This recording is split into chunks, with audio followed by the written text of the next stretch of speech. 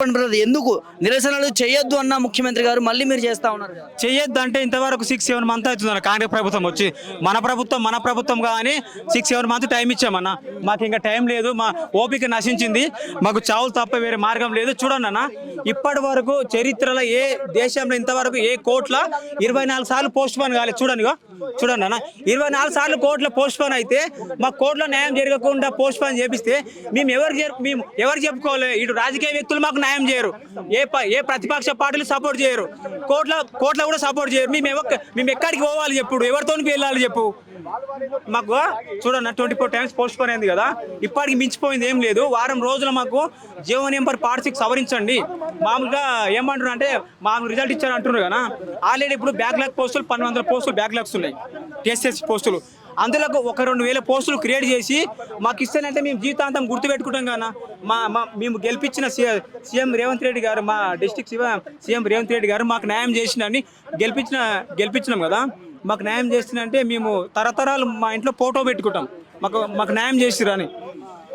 మాకు వారం రోజులు న్యాయం చేయకపోతే మేము డైరెక్ట్ రాష్ట్రపతితో పోతాం. కంపల్సరీ ఢిల్లీకి రాష్ట్రపతి పాదయాత్ర చేసుకుంటూ రాష్ట్రపతితోనికి ప్రధానమంత్రితోనికి మాకు ఆర్టీసీ క్రాస్ రోడ్లో ఆనాడు ప్రతిపక్షంలో ఉన్న రాహుల్ గాంధీ గారు మాట ఇచ్చారన్న, మా ప్రభుత్వం వచ్చిన వెంబడే మీకు జీవో నెంబర్ Part 6 రద్దు చేస్తామని మాట ఇచ్చారు. మీరు ఇంత మోసం చేస్తారా అలా ఇంకోటి మాట్లాడుతున్నాను.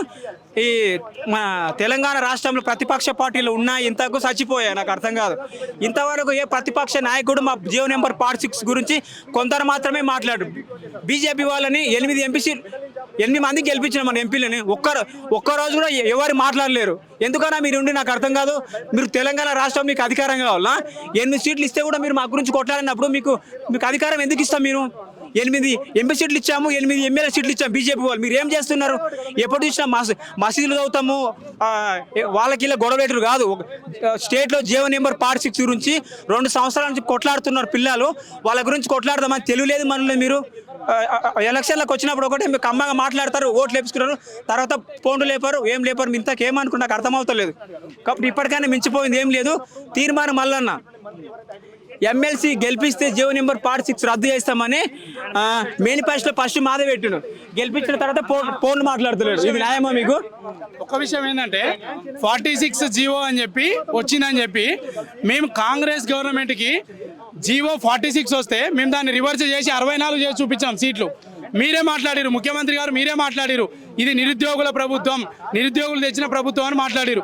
మీ సీట్లన్నా ఒకసారి లెక్క పెట్టుకోండి. 46 జీవోని తిరిగేసి చూడండి, 64 సీట్లు అయినాయి. మేము చేసినాం కదా, మేము ఊరూరు గడప తిరిగి కాళ్ళు మొక్కి దండాలు పెట్టి ఓట్లు వేయించినాం కదా. మమ్మల్ని చూడాలి, మేమేమైనా మార్కులు లేకపోతే మాకు ఇవ్వకండి, కోర్టుకు అటెండ్ అవ్వమనండి ఏసీ గారిని. కోర్టులో ఏసీ గారు అటెండ్ అయ్యి వాదించమనండి. రేపు 7th రోజు ఆగస్టు 7th రోజు కోర్టులో మాది ఆర్గ్యుమెంట్ జరిగిపియండి. ఏసీ గారిని అటెండ్ అవ్వమనండి. మా అడ్వకేట్ వాదించినప్పుడు మేము గెలుస్తామా ఓడిపోతామా కోర్టులో తెలుస్తుంది, జడ్జి గారు తెలుస్తారు. మేము ఓడిపోతే మేము వెళ్ళిపోతాం, ఓడగొడితే ఓడగొట్టండి అన్న. మీరు మీ వద్దు ఇవ్వద్దు అనుకుంటే మా కేసులో దమ్మే లేకపోతే, నిజాయితీ లేకపోతే ఎప్పుడో ఓడగొట్టేటోళ్ళు, హైకోర్టులో ఓడగొట్టేటోళ్ళు. 27th కోర్టు నుండి 2nd కోర్టుకి వెళ్ళింది. 27th కోర్టులో 20 టైమ్స్ పైన 21 టైమ్స్ అట్లా పోస్ట్ పోన్ అయింది. 20 సార్లు రావడం. సార్ మంగళవారం ఏందన్న మంగళవారం? అంజనేయులు పెళ్ళి ఎప్పుడంటే రోజు మంగళవారం అన్నట్టుందన్న. ఇప్పుడు అంజనేయులు గారు పెళ్ళి ఎప్పుడంటే రోజు మంగళవారం అన్నట్టుంది. ఇప్పుడు మేమేం చేయాలి? ఏంటి బ్రదర్ మరి ఎందుకు పోస్ట్ పోన్ అయిన ప్రతిసారి ఎట్లా అనిపిస్తుంది తెలుసా అన్న? చచ్చిపోతే మంచిగా ఉంటుంది అనిపిస్తుంది అన్న. ఎందుకు గంత ఏరుకోరు తెచ్చుకున్నారు? మెంటల్ టార్చర్ అవుతుంది అన్న, మెంటల్ టార్చర్ అవుతుంది. ఇప్పుడు మేము అదే అంటున్నాం కదా, గెలుపు ఓటమి 2 ఉంటాయి అన్న, గెలుపు ఓటమి 2 ఉంటాయి. అయితే మేము గెలిస్తే మేము మా కేసులో నిజాయితీ ఉంటే మేము ట్రైనింగ్ పోతాం, లేకపోతే మేము ఇంకోటి ఏదైనా ప్రిపేర్ అని అవుతాం, లేకపోతే పనైనా చేసుకుంటాం, ప్రైవేట్ జాబ్లైనా చేసుకుంటారు కదా. ఏరుకోరు తెచ్చుకునే ప్రభుత్వం మీరు అలాంటి మాటలు మాట్లాడి చచ్చిపోతామని కొట్లాడి తెచ్చుకోవాలి. ఇక్కడే ఉన్నాడు మా ఫ్రెండ్, అక్కడ ఉన్నాడు బ్లూ కలర్ టీషర్ట్. ఆగస్టు 15 లోపు న్యాయం జరగకపోతే నేను చచ్చిపోతా అని చెప్పి వీడియో చేసి పంపించిండు అన్న. వీడియో చేసి పంపించిండు. ఆగస్టు 15వ తారీఖు లోపు కనుక మాకు న్యాయం చేయకపోతే మేము చచ్చిపోతామని చెప్పి పంపించిండు. దీన్ని మేము ఎట్లా చూడాలి? అడగడం మా హక్కు కదా. మాట్లాడుకోవాలి కదా మేము. ఇది నిరుద్యోగుల ప్రభుత్వం అయితే మరి మాకు న్యాయం చేయాలి కదా, న్యాయం ఉన్నప్పుడు మేము అదే అడుగుతున్నాం. ఎందుకు న్యాయం చేయలేకపోతాం దీనికి? నెలలు అవుతుందన్న, గవర్నమెంట్ వచ్చి 8 months అవుతుంది, చేయాలనుకుంటే న్యాయం చేయాలి కదన్నా. 1 నెల పోయింది, 2 నెలలు పోయింది, 3 నెలలు పోయింది, సరే 4 నెలలు 5 నెలలు కమిటీ వేసామంటున్నారు.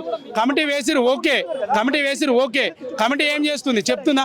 317 గురించి మాట్లాడుతున్నారు కానీ 46 గురించి ప్రస్తావనే లేదు. ఏం చేయాలి మేము? మెంటల్ టార్చర్ అవుతుందన్నా, ఓడగొడితే ఓడగొట్టండి, మెంటల్ టార్చర్ అవుతుంది. ఇగో ఇతను సూసైడ్ చేసుకుంటా అని చెప్పి మాట్లాడి వీడియో చేసిండు, అడగండి కావాలంటే మాట్లాడండి.